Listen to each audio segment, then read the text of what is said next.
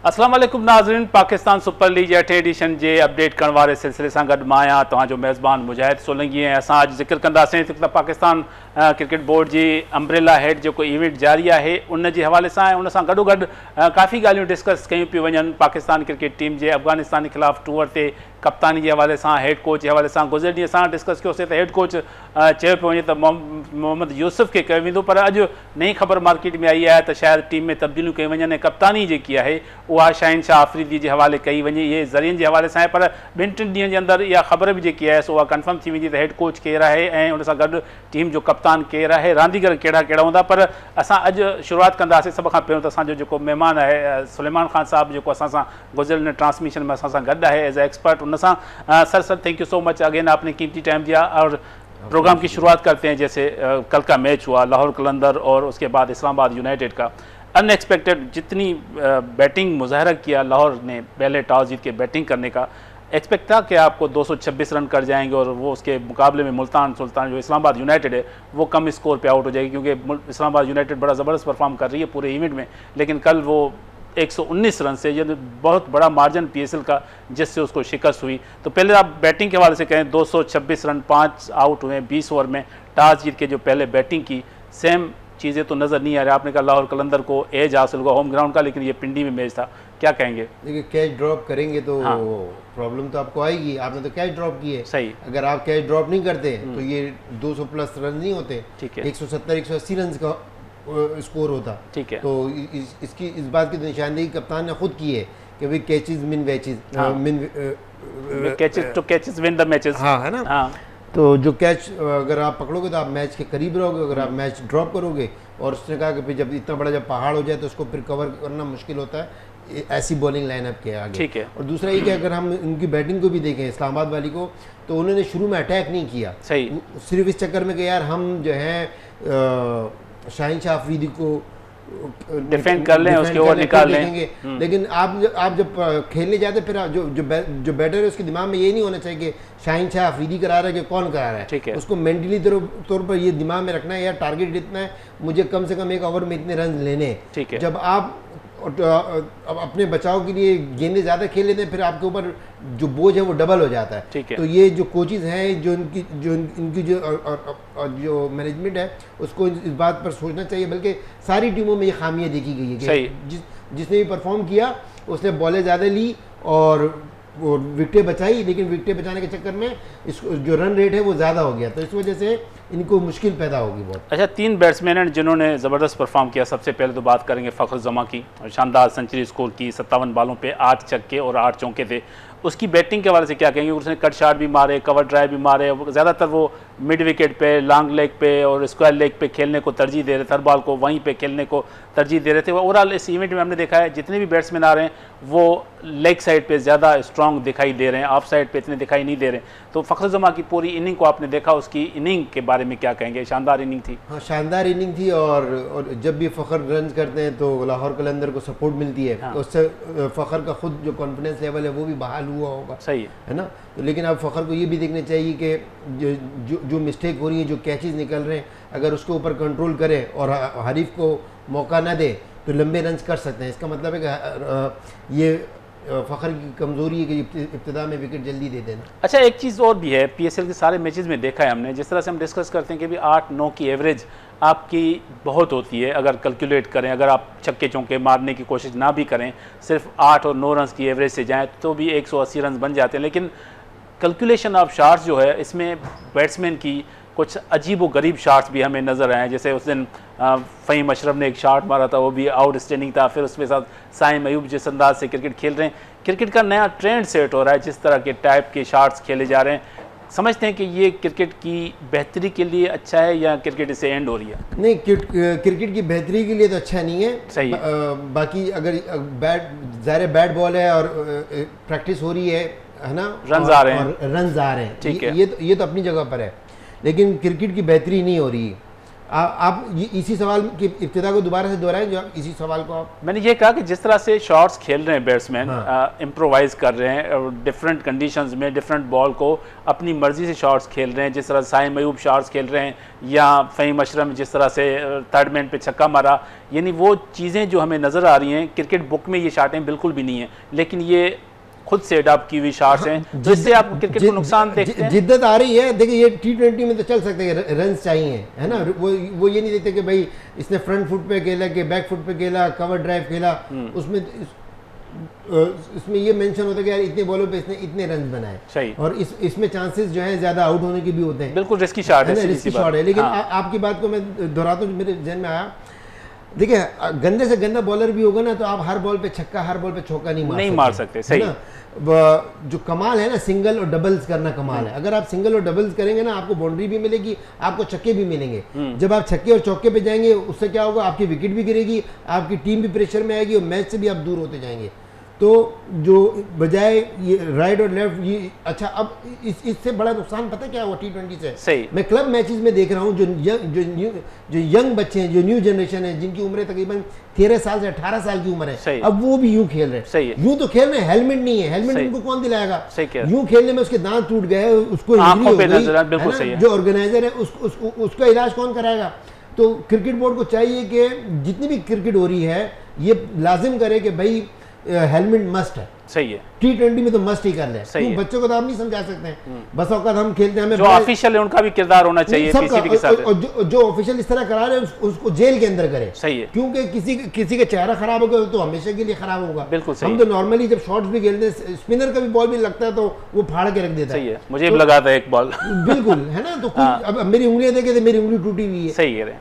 कहने का मकसद ये है कि आप T20 से जो जनरेशन है उसको आप क्या मैसेज देना चाह रहे हैं। सही है। वो तो इस तरह क्रिकेट नहीं सीखेगा। अब ये क्रिकेट जो है वो तो ना फिर वनडे कर रहा है ना T20 कर, क्यों उसके पास इतना टाइम ही नहीं है। सही कह रहे हैं। जल्दी में खेलने, वो घर की फिक्र करे या खेल की फिक्र करे। ठीक है। लेकिन आपकी बात से मैं एग्री करता हूँ कि T20 की जो क्रिकेट है वो उस टाइप की क्रिकेट नहीं है जिस तरह से आप टेस्ट क्रिकेट खेलते थे, फिर वनडे क्रिकेट आ गई, फिर T20 आ गई, अब तो T10 हो गई। अब जब T10 क्रिकेट आ गई तो आपके पास तो फिर क्रिकेट का जो मयार है वो टोटल डिफरेंट हो जाएगा। वो आपकी क्लासिकल क्रिकेट तो खत्म हो जाएगी, ये आप कमर्शलाइज क्रिकेट हो गई, एंटरटेनमेंट की क्रिकेट हो गई। कमर्शलाइज रखें। अब कमर्शलाइज में ना आपको और अपने आप को फिट रखना पड़ेगा। सही है। जैसे अगर इंग्लिश बैटर को देखें ना, वो अगर शॉट्स मारते भी खूबसूरती आती है, बॉडी वेट ट्रांसफर करना, ग्रिप का पकड़ना, है ना, follow through, point of impact, जब बॉल लगता है तो पता चलता है कि यार इसने मारा है। हमारे वाले मारा, उसको ये नहीं पता कहाँ जा रही है, उसको ये पता है कि हाँ कहीं ना कहीं जाएगी।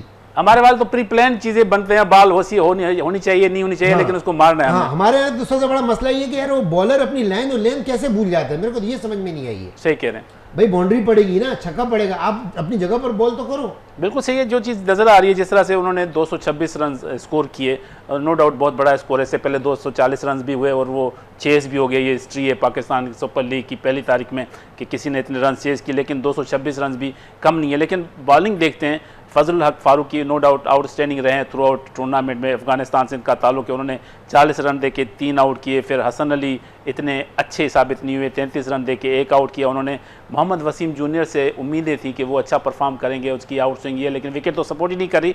48 रन दे के उन्होंने 1 आउट किया। और फ़हीम अशरफ जो इनफॉर्म भी हैं, उन्होंने भी कास्टली 4 ओवर में 43 रन दिए। तो आप नहीं समझते हैं कि जो बैट्समैन उन्हें डोमिनेट किया है पूरा कंप्लीट इस्लामाबाद के बॉलिंग साइड पे, एग्री करते हैं? देखिए एक तरफ देखें ना तो ये विकेट तो कब्रिस्तान था बॉलर्स के लिए। जितने भी मैचेस हुए हैं उसमें यही हो रहा है, 1-2 मैचेस को छोड़ के। फखर कहते हैं कि यार मैं तारीफ करूंगा जिन्होंने ये विकेटें बनाई। अच्छा भाई, आप तारीफ, आप मुकाबला तो जानिबैन से होता है। अगर आपने एक आदमी के हाथ पाँव बांध दिए और आप कहें यार आप मुझसे कुश्ती करो, उसने तो चित होना है। हाँ। उसके भी हाथ पाँव खोलो ना। सही। जैसे आपको आज़ादी एक 360 एंगल पर कहीं भी आप मूव कर सकते हो, उसको भी तो आज़ादी दो कि वो भी पिच से फायदा उठाए। सही कह रहे हैं, है ना। तो लेकिन जो बॉलर्स होता है उसकी इस T20 फॉर्मेट में जो लाइन लेंथ होनी चाहिए वो क्या होनी चाहिए? क्योंकि हमने देखा है या तो शॉर्ट पिच कर रहे हैं या ओवर पिच कर रहे हैं या ऑफ साइड पे कर रहे हैं, हर जगह पे शॉर्ट लग रहे हैं। लाइन और लेंथ ये कि आपका जो स्टंप है ना, ऑफ स्टंप तीसरी स्टंप लेने के बाद चौथी स्टंप लेने। हाँ। उस जगह को आप टारगेट करें, ठीक है। अब आप अपने आपका रिदम अच्छा होना चाहिए। आप जब एम्पायर के पास आए, आप देखें बैट्समैन के बिहेवियर को देखें, फिर अगर वो मारने के मूड में है, तो जब तक आपका बॉल है आपके पास चांसेस हैं, आपने वेरिएशन आपके पास है कि आपने स्पीड तेज करनी है, स्लो करनी है, क्या करना है, माइंड गेम है, उसके माइंड से आप खेलें। बॉलर मैं समझता हूँ बॉलर ज्यादा खतरनाक है बनिस्बत बैट्समैन के। बैटर के पास तो एक चांस है, सही है। एक उसके पास तो 6 गेंदें हैं। हाँ। भाई तुम 6 गेंदों पे इसको पकड़ क्यों नहीं सकते हो? सही कह रहे हैं। है ना? तो पकड़ने का तरीका क्या होना चाहिए? पकड़ने का तरीके का आप लाइन और लेंथ पे करें, अकॉर्डिंग टू फील्ड करें।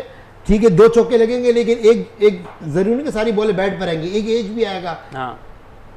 आपको कैच मिलेंगे, आउट हो सकता है। अगर कैच नहीं भी मिलेंगे आप कम से कम रन तो रोक रहे हैं ना। जब रन रोकेंगे तो बैट्समैन अंडर प्रेशर हो जाएगा, मारने जाएगा तो वो मिस्टेक करेगा। तो मेंटली आपको स्ट्रांग होना पड़ेगा। आपको अपने ऊपर कॉन्फिडेंस हो कि यार मैं अगर एक ओवर में 3 रन भी चाहिए तो मैं इसको कर सकता हूँ। अब कप्तान से डिस्कस, यहाँ पे पता ही नहीं चलता, अगर एक ओवर में 18 रन चाहिए होते हैं, सबके हाथ पांव फूले हुए होते हैं। सही। तो सारी गेम है कि हमारे जो प्लेयर है ना वो मेंटली फिट नहीं है। मेंटली फिट है तो उसको ज़ाहिर बात है फिट करने के लिए तो आपका फिजियो, लेकिन ये तो PSL है, लेकिन पाकिस्तान क्रिकेट टीम के लिए हम प्रोड्यूस करते हैं, प्लेयर कहते हैं। लेकिन आज जो चीज़ नहीं सरप्राइज़ हुई, लेकिन उस सरप्राइज़ से पहले जो चीज़ डिस्कस करना चाहता था, इस्लामाबाद की जो ओवरऑल परफॉर्मेंस रही है स्कोर चेस करने में वो बड़ी ज़बरदस्त रही है। ये इत्तेफाक कह लें या बदकिस्मती कह लें कि आज़म खान अनफिट हो गए विकेट कीपिंग के दौरान, उनको हाथ में चोट लगी, उंगली उनकी इस टाइप नहीं थी कि बैटिंग कर सकते। आप समझते हैं कि आज़म खान का ना खेलना वो भी इनके लिए डिसअपॉइंटमेंट था? नहीं, वो तो खेला है लेकिन बैटिंग नहीं की उन्होंने। वो तो इंजरी हो गई ना, वो तो गेम का हिस्सा है, किसी ने जबरदस्ती हाथ पकड़ के तो नहीं निकाला है। बिल्कुल सही है। जुबैर नज़ीर साहब हमसे टेलीफोन लाइन पे हैं। सर अस्सलाम वालेकुम जुबैर साहब। जुबैर नज़ीर साहब अस्सलाम वालेकुम। सर आवाज आ रही है आपको? अब आई आपकी आवाज। सर अस्सलाम वालेकुम। सर अस्सलाम वालेकुम। वालेकुम अस्सलाम। Sir thank you so much again, आपने कीमती टाइम दिया। सुलेमान साहब भी मेरे साथ मौजूद हैं। सर उस दिन हम मोहम्मद यूसुफ के हेड कोच के हवाले से डिस्कस कर रहे थे। आज एक न्यूज़ खबर चल रही है ज़राए के हवाले से कि शाहीन शाह आफरीदी अगेंस्ट अफगानिस्तान टीम को लीड करेंगे और 2-3 प्लेयर्स नए खिलाएंगे जिन्होंने T20 में यहाँ पे परफॉर्म किया है, PSL में, और 2-3 प्लेयर्स इंक्लूडिंग कप्तान वो रेस्ट करेंगे। आप समझते हैं कि ऐसा होने जा रहा है या होना चाहिए?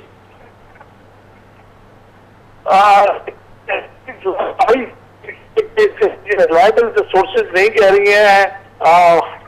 कुछ मैंने आपसे पहले भी कहा था कि कुछ ताकतें हैं जो कि बाबर आजम के खिलाफ जो है मैदान में हैं और उनके खिलाफ जो है एक तरफ से माद आराई कर रहे हैं और उनके खिलाफ मुसलसल जो है प्रोपेगेंडा किया जा रहा है। तो बहरहाल उस प्रोपेगेंडा का हिस्सा हो सकता है, लेकिन जाहिर है कि ये भी मुमकिन है कि बाबर आजम जो है थोड़ा सा रिलैक्स करना चाह रहे हो। तो लेकिन इस हवाले से कोई हतमी ख्वाहिश सामने नहीं आई कि बाबर आजम जो है अफगानिस्तान के खिलाफ सीरीज में जो है कप्तानी से दस्तबरदार होंगे। और अगर दस्तबरदार हो भी जाते हैं तो कोई इसमें बुराई नहीं है, मजाका नहीं है।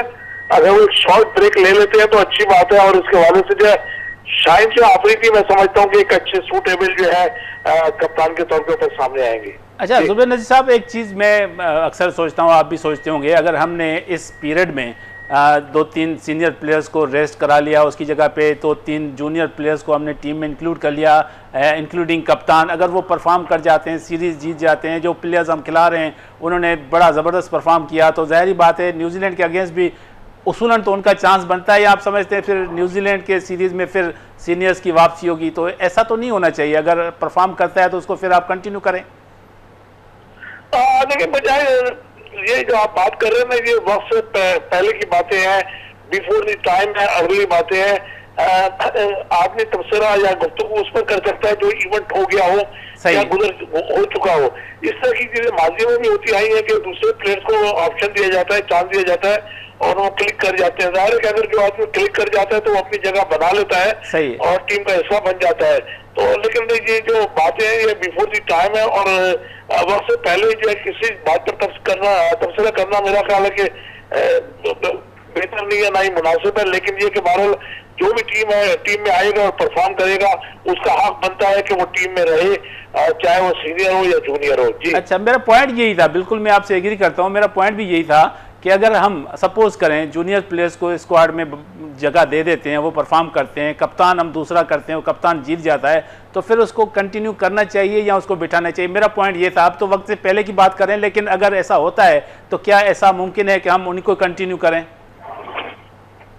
देखिए मेरी जाती राय तो ये है कि बाबर आजम के हवाले से अगर हम बात करें तो बाबर आजम को जो है बहुत ज्यादा प्रेशराइज करने की कोशिश की गई है, बड़ा अंडर प्रेशर लाने की कोशिश की गई है, जिसकी वजह से जो है जाहिर है कि कोई भी आदमी हो, दबाव हर आदमी बर्दाश्त नहीं कर पाता, और मुनासिब और एहसन तरीका यही है कि जैसे मैंने इससे पहले बात की थी सरफराज के हवाले से, कोयटा ग्लेडिएटर की जानिब से वो कारकर्दगी दिखाने में नाकाम रहे हैं, तो एज ए प्लेयर अगर वो खेलना चाहे तो मैं समझता हूँ कि उनके हक में बेहतर होगा और वो कप्तानी से दस्तबरदारी का ऐलान करें। इसी तरह से आपको याद होगा कि भारत में कोहली ने भी किया था अभी रिसेंटली पाकिस्तान में वीमेन क्रिकेट टीम की बिस्मा मारूफ, जो कि मुसलसल नाकाम चली आ रही थी, उन्होंने जो कप्तानी से खुद को जो दस्तबरदार कर दिया, अब एज ए प्लेयर जो अपने आप को अवेलेबल कर रही है। तो मैं समझता हूँ कि बाबर आजम डिसेंट प्लेयर है, अच्छा प्लेयर है, अगर वो कप्तान नहीं रहना चाहता और अपना फोकस एज ए बैटर करना चाहता है तो ये उसके लिए भी फायदेमंद और सूदमंद रहेगा। लेकिन दूसरी जानिब अगर हम जो भी परफॉर्म कर रहा होता है उसको कप्तान बनाने की बात करते हैं, तो जब आप शाहिनशाह अफरीदी को कप्तान बना देंगे तो उसकी बॉलिंग की परफॉर्मेंस पर डेफिनेटली असरात आएंगे। फिर हम सब शाहिनशाह अफरीदी के पीछे डट लेके पड़ जाएंगे कि ये नाकाम कप्तान साबित हो रहा है, नाकाम कप्तान साबित हो रहा है, उसकी वजह से उसकी बॉलिंग पर भी इम्पैक्ट आएगा। तो ये रिवायत जो ना इसको खत्म कर देना चाहिए। बिल्कुल, रवायतों को खत्म करना चाहिए और जो रूल्स और रेगुलेशन के हिसाब से चीज़ें इंप्लीमेंट करनी चाहिए, तो उनका असर भी आगे चल के बहुत रहता है। कल की मैच के हवाले से बात कर लेते हैं सर। लाहौर कलंदर ने टॉस जीत के 226 रन बना लिए, 227 रन का टारगेट, बड़ी ज़बरदस्त सेंचुरी फ़खर जमान ने स्कोर की, उसके साथ कामरान गुलाम ने 41 रन की इनिंग खेली, साम ब्लिंग्स ने 32 रन किए। ओवरऑल लाहौर कलंदर की बैटिंग की इतनी अच्छी बैटिंग लाइन की वजह समझते हैं कि इस्लामाबाद की बॉलिंग नाकाम थी या विकेट वही साजगार नजर आ रही है जिस तरह से पिछले मैच में थी? देखिए अपना मुजाहिद, मेरा पहले भी ये ख्याल था कि लाहौर कलंदर जो है ना ये मैच जीतने में कामयाब रहेगी और इस्लामाबाद के खिलाफ जो कामयाबी हासिल करेगी, और ऐसा ही हुआ।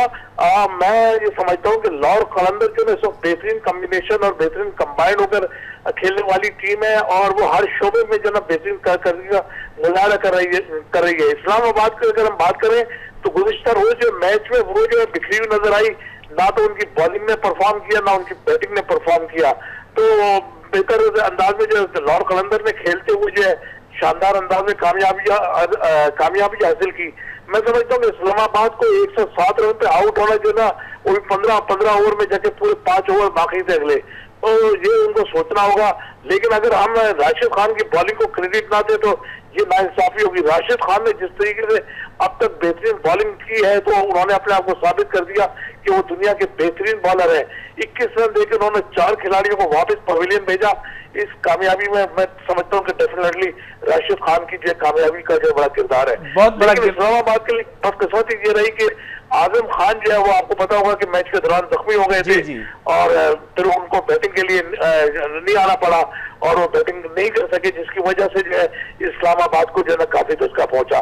मैं समझता हूँ कि अगर आजम खान विकेट पे होते तो कुछ ना कुछ वो स्कोर कर सकते थे। अच्छा, बड़ी ज़बरदस्त बात की, नो डाउट आजम खान जिस तरह से परफॉर्म कर रहे हैं, आउटस्टैंडिंग परफॉर्मेंस का मुजाहरा कर रहे हैं, अगर वो बैटिंग करते तो शायद कुछ डिफरेंट होता, लेकिन ये भी हो सकता है कि वो पहली बॉल पे आउट हो जाते, इतना फ़र्क भी नहीं पड़ता है, it's a part of game. लेकिन उसने परफॉर्म किया है। सर, आज का मैच जो पेशावर और मुल्तान सुल्तान की टीमों के बीच में जारी है, अब जो टॉस है वो पेशावर ज़ल्मी ने जीत के पहले बैटिंग करने का फैसला किया है अगेंस्ट मुल्तान। बड़ा क्रूशल मैच है, जो टीम जीतेगी वो क्वालिफाई कर जाएगी आपके जो 4 टीम्स हैं उसके लिए। तो आज के मैच में टॉस जीत के पेशावर ज़ल्मी का बैटिंग करने का जो फैसला है, इसको कैसा देखते हैं? देखिए आज का मैच जो बड़ा क्रूशियल मैच होगा और बहुत अहम मैच है। आपको पता है कि दोनों टीमों ने 8 मैच खेले हैं, तो आप ये कि जाहिर है कि जो भी टीम जो है अगर ये जो मैच आज जीतती है तो वो क्वालिफाई कर जाएगी अगले राउंड के लिए। तो लेकिन दूसरी टीम के लिए भी ऑप्शन मौजूद है कि वो जो है अपने अगले मैच में कामयाबी हासिल करके जो है वो अगले राउंड के लिए क्वालिफाई करे, फाइनल 4 में आए। तो बहरहाल मैं तो ये समझता हूँ कि लाइनअप कंप्लीट हो गई है, लाहौर भी आ गया है, इस्लामाबाद भी आ गया, मुल्तान भी पहुंच जाएगा और पेशावर भी पहुंच जाएगा। क्योंकि अगर मुल्तान और पेशावर की बात करें, अगर ये दोनों जब मैचेस रूल भी करती हैं और कोयटा अगर मैच जीतता है तो 10 मैचेस के बाद 8 पॉइंट हासिल करने में कामयाब होगा। लेकिन रन रेट की अगर बात की जाए तो रन रेट के हवाले से जो कोयटा ग्लेडिएटर बहुत पीछे है, तो ये तो आप समझ लीजिए कि फाइनल 4 की लाइन कंप्लीट हो गई है। जहां तक अब टॉस जीतने की बात यह कि आमतौर पर तो यही देखा गया है कि जो टॉस पहले जीतता है उसको बेनिफिट होता है, लेकिन ये कि मैच बड़ा अहम होगा, क्रूशियल मैच होगा और मैं समझता हूं कि दोनों ही टीमें जो है एक दूसरे को जो है जेर करने की कोशिश करेंगी। लेकिन इसमें सबसे अहम चीज ये होगी कि दोनों टीमें जो है ना अपने कॉन्फिडेंस को साथ रखते हुए फील्डिंग का स्टैंडर्ड जो है उसको बरकरार रखें, क्योंकि कैचेस ड्रॉप करना जो है ना वो किसी भी टीम के लिए सूदमंद साबित नहीं होगा। सर एक सवाल आखिरी करना चाहूंगा आपसे, ओवरऑल थ्रू आउट PSL में हमने देखा है फील्डिंग का मयार उस लेवल का हमें नज़र नहीं आया, तो फील्डिंग कोचेस का किरदार कहाँ देख रहे हैं या जो टीम के हेड कोच हैं उनका किरदार कहाँ देख रहे हैं? क्योंकि टीमें आती हैं होटल से सीधे ग्राउंड पे, फिर ग्राउंड पे मैच खेलने के बाद सीधे चले जाते हैं होटल पे, तो मिल बैठ के सारी चीज़ें डिस्कस करने के लिए उनके पास वक्त हमें नज़र नहीं आया। एग्री करते हैं कि उनके जो नाम नहाद जो कोचिंग स्टाफ है या सारी चीज़ें उन्होंने रखी हुई है सिर्फ ऐसे ही खाना पूरी के लिए रखी हैं, क्योंकि उनका किरदार हमें ज़्यादा नज़र नहीं आ रहा है। एग्री करते हैं सर इससे? मुजाहिद, मैं आपसे 100% एग्री करता हूँ, मैं आपको अच्छी तरह जानता हूँ। आप माशाल्लाह फील्ड के अंदर और फील्ड के बाहर दोनों जगह बहुत ही मौजूद अंदाज में यानी अपने रवायात को बरकरार रखते हैं। तो इसी तरीके से इन खिलाड़ियों को भी चाहिए कि इन रवायात को बरकरार रखे। फील्डिंग जो है खास तौर पर अगर हम फोकस करें तो फील्डिंग बहुत इंपॉर्टेंट होती है। प्लेयर्स लाव वालीपन का मुजाहरा कर रहे हैं। आपने देखा गुज़िश्ता मैच में भी 3 खिलाड़ियों के ऊपर जुर्माने हुए। खिलाड़ियों को स्पोर्ट्समैन स्पिरिट का मुजाहरा करना चाहिए, अपने आप को जो है एज ए स्पोर्ट्समैन साबित करना चाहिए। ये नहीं है कि बॉलिंग कर ली, बैटिंग कर ली और फील्डिंग में जो है आप एक्शन दिखाते ही रह जाएं और जो है उसमें मैयार बरकरार हो। तो मैं समझता हूँ कि मौजूद अंदाज के अंदर जो है ना अपने आप को फील्ड के अंदर फोकस करना चाहिए। दोनों बातें, फील्डिंग भी अच्छी होनी चाहिए और मैनर्स का भी ख्याल करना चाहिए। कल का मैच जो है ऐसा मैच था कि जाहिर है दोनों टीमें समझ रही थी कि हम क्वालिफाई कर चुके हैं, लेकिन उसके बावजूद जो है जंगो जदल का समा पेश आता रहा, जिससे जो है तमाशाइयों के ऊपर जो है बैड इंप्रेशन पड़ता है। क्रिकेट जो है एक मौसम लोगों का खेल है, तो क्रिकेटर्स को चाहिए कि वो जो है ना इन रवायत को कायम रखें और खास तौर पे जैसे आपने कहा कि फील्डिंग है, फील्डिंग के स्टैंडर्ड को जो है ना मेंटेन करना होगा। ये बड़ी खराबी की बात है, क्योंकि आप देखते हैं कि किसी भी टीम में जो है फील्डिंग बहुत इंपॉर्टेंट होती है। इंग्लैंड की अगर एग्जांपल दें तो वो फील्डिंग की ही वजह से जो है कामयाब है और बॉलिंग और बैटिंग उनको एक्स्ट्रा जो है बेनिफिट देती है। तो मैं समझता हूँ कि मैनेजमेंट जो है जाहिर है कि उनको जो है इस हवाले से इक़दाम करने की जरूरत है। Sir thank you so much Zubair Nazir साहब, अपना कीमती टाइम दिया आपने KTN न्यूज़ के लिए। सर मैच अभी कुछ देर के बाद शुरू होने वाला है, टॉस जीता है पेशावर ज़ल्मी ने, पहले बैटिंग करने का फैसला किया है। एक सवाल जो चीज़ें पिछले PSL में हमने देखा था कि टॉस जीत के जो टीम पहले बैटिंग करती थी तो फील्डिंग का एडवांटेज उनको नहीं होता था, बॉल स्विंग नहीं होता था, स्पिन नहीं होता, लेकिन थ्रू आउट इस PSL के मैचेस में हमें टॉस का किरदार इतना बड़ा अहम नज़र नहीं आया कि ड्यू का फैक्टर हो या कोई चीज़ हो। ऐसे ही जो मैच जीतते हैं, फील्डिंग करते हैं, बैटिंग करते हैं, जीत जाते हैं, फील्डिंग नहीं करते फिर भी जीत जाते हैं। सही ड्यू फैक्टर ना हो लेकिन पिच मुर्दार तो ना हो ना। हाँ, सही कह रहे हैं। पिच में जान हो ताकि फिर टॉस का भी जो है ना टॉस जीतने की जो झलक है या जायका है वो भी बंदा छके। सही कह रहे हैं। तो अब ये फिर ये कि अगर जो बैटर आउट हो रहा है वो फिर अपनी गलती से आउट हो रहा है। सही कह रहे हैं। बॉलर अपनी आउटस्टैंडिंग बॉलिंग नहीं कर रहे हैं, सीधी सी बात, उनको ना तो स्विंग मिल रही है ना स्पिन मिल रही है। लेकिन आज पेशावर ज़ल्मी ने टॉस जीत के पहले बैटिंग करने का फैसला किया, तो एक्सपेक्टेड क्या समझते हैं, कितना टारगेट उनको बनाना चाहिए कि वो मुल्तान सुल्तान को अंडर प्रेशर लाएं, क्योंकि मुल्तान सुल्तान भी चेस करने में बड़ी महारत रखती है। हाँ, 220-230 कम से कम 220 ठीक है। हाँ। अगर पेशावर ज़ल्मी के खिलाफ मुल्तान सुल्तान इनको 220-30 नहीं करने देता, 180 या 175 तक लेके जाता है, तो फिर आप समझते हैं कि जो मुल्तान सुल्तान में अहलियत है कि वो इनको 160-170 के अंदर बुक कर सके। ठीक है। लेकिन अगर ये 210-220 पर आते हैं तो उसका प्रेशर पे मुल्तान सुल्तान के ऊपर आएगा। सही है, बैटिंग में 1-2 ओवर अच्छे निकल गए तो एवरेज बढ़ जाएगी। हाँ। लेकिन एक चीज़ जिस तरह से ज़ुबैर नज़ीर साहब ने कहा कि ये दोनों टीमें क्वालिफाई कर जाएंगी, कोयटा ग्लैडिएटर के लिए चांस मुश्किल होगा, क्योंकि इस मैच में से जो भी टीम जीतेगी तो उसके 9 मैच हो जाएंगे, वो क्वालिफाई कर जाएगी जीतने की सूरत में। जो हारेगी उसके भी 9 मैच होंगे, लेकिन 9 मैच के साथ कोयटा ग्लैडिएटर 6 पॉइंट के साथ ऑलरेडी है, तो उसके अगर आखिरी मैच में जीत लिया तो फिर उसके भी 10 पॉइंट हो जाएंगे। ज़ल्मी हारता है ना, हाँ, फिर कोयटे के थोड़े से चांसेस हैं। अच्छा, ज़ल्मी जीतता है ना, फिर कोयटा फारेग है। ठीक है। अगर ज़ल्मी हारता है और फिर वहाँ पर कोयटा अच्छे मार्जिन से जीतता है, फिर जो है 70-80 या 70-90 का फ़र्क होगा, यानी गुंजाइश होगी उसके निकलने की। तो हम कोयटा को ऑलरेडी बाहर तो नहीं कर सकते, कराची तो बाहर हो गया। अभी तक नहीं कर सकते। आज का जब मैच खत्म हो जाएगा उसके बाद फिर हम फैसला करेंगे कि भाई कोयटा इन है या पूरा आउट हो गया या थोड़ा सा इन है। ठीक है, क्योंकि जो पॉइंट्स टेबल बता रही हैं उसके हवाले से तो जो चीज़ नज़र आ रही है, अब दोनों टीमें खेल रही हैं, इस्लामाबाद यूनाइटेड और मुल्तान सुल्तान, पेशावर ज़ल्मी और पेशावर ज़ल्मी के साथ है मुल्तान सुल्तान, दोनों ने 8-8 मैचेस खेले हैं और दोनों ने 4-4 मैच जीते हैं, 4-4 हारे हैं, तो 8 पॉइंट है। आज का मैच अगर मुल्तान सुल्तान जीत जाता है तो उसके 10 पॉइंट हो जाएंगे, क्वालिफाई कर जाएगा। अगर वो हारती है तो पेशावर ज़ल्मी 10 पॉइंट के साथ तीसरे नंबर पे चली जाएगी और मुल्तान सुल्तान 8 पॉइंट के साथ होगी। तो 9 मैच होंगे इन दोनों के और 9 मैच ही कोयटा ग्लेडिएटर के। तो कोयटा के अभी तक 6 पॉइंट है।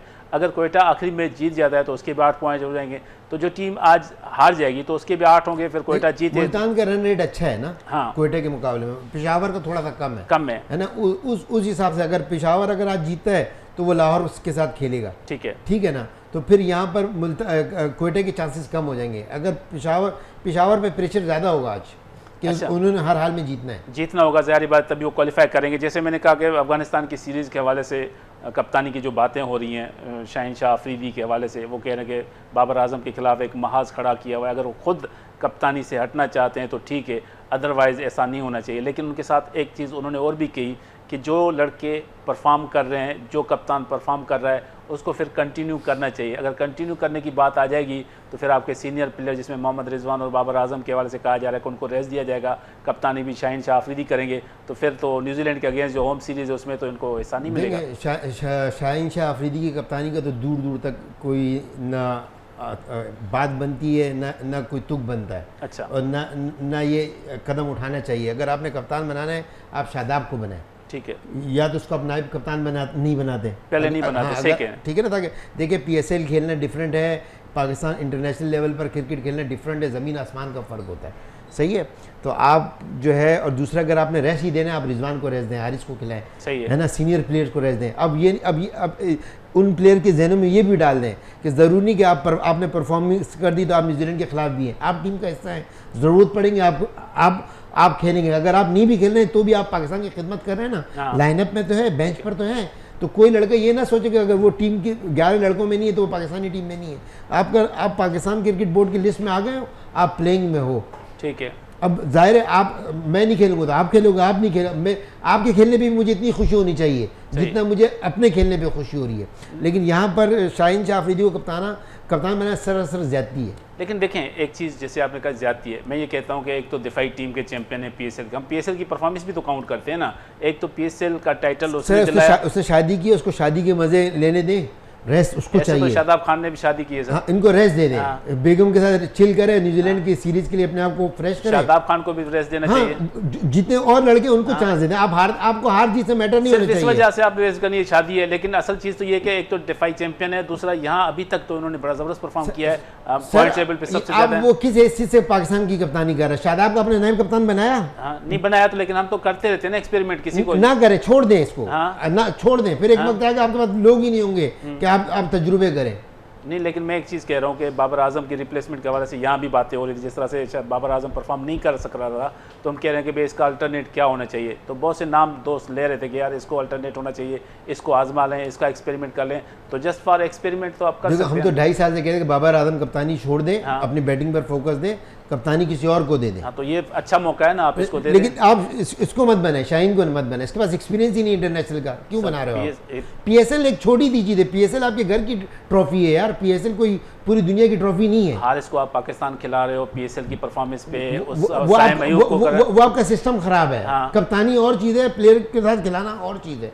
मैं कह रहा हूँ आप शादाब को खिलाए, शादाब नहीं है, उससे जो सीनियर लड़का है उसको खिलाए। अच्छा, देखो घर को वो चलाएगा जो समझ रखता होगा, ठीक है ना। एक दो परफॉर्मेंस करने से और या वो किसी फ्रेंचाइज का कप्तान बन जाए और उसने पहले भी जिताया, वो उसको थोड़ा सा और टाइम दें। लेकिन सीनियर तो वो भी आपको अगर कप्तान बना तो बना दें, मेरी राय है ना बने। नहीं, आपकी राय तो बिल्कुल अपनी जगह पे वजन रखती है, लेकिन मैं जो बात कर रहा हूँ कि भाई टीम के साथ उसने सबसे ज़्यादा ट्रेवल भी किया है, शादाब की तरह वो भी टीम का हिस्सा रहा है और बहुत ज़बरदस्त परफॉर्म हिस्सा रहना और चीज़, एक है कप्तान और एक है नायब कप्तान। हाँ, ठीक है ना, एक है सदर और एक है कायम मकाम सदर। हाँ, ठीक है ना। उसकी जगह तो ये तो नहीं कि होगा ना कि आर्मी चीफ आके सदर बन जाएगा। 11 आपके लड़के हैं, कप्तान है, नायब कप्तान है, बॉलर है, उसको अपनी बॉलिंग पे तवज्जो दें। चलें ठीक है, प्रोग्राम का वक्त भी ख़त्म हो रहा है, लेकिन आज के मैच के हवाले से बात करते हैं। पेशावर ज़ल्मी और मुल्तान सुल्तान की टीमें हैं, तो आपकी फेवरेट कौन सी है? मेरी फेवरेट मुल्तान सुल्तान। चलें आज मैं पेशावर को ले लेता हूँ, ठीक है। नहीं, अगर आपको पेशावर मुल्तान लेना में पेशावर लेना, मैंने आपके मुखालिफ चलना है। चलें ठीक है, thank you so much Salman साहब, आपने अपना कीमती टाइम दिया। नाज़रीन, तव्हां असांजे अॼु हिन प्रोग्राम में जेके असांजा व्यूवर्स आहियो, तव्हांखे ख़बर पई हूंदी त असांजो जेको गेस्ट आहे उन कहिड़नि ख़्यालनि जो इज़हार कयो आहे, ज़ुबैर नज़ीर साहब कहिड़नि ख़्यालनि जो इज़हार कयो। उमेद आहे तव्हांखे असांजो अॼु प्रोग्राम बि पसंदि आयो हूंदो ऐं ईंदड़ प्रोग्राम ताईं पंहिंजे मेज़बान मुजाहिद सोलंकी खे ॾींदा इजाज़त। अल्लाह वाही।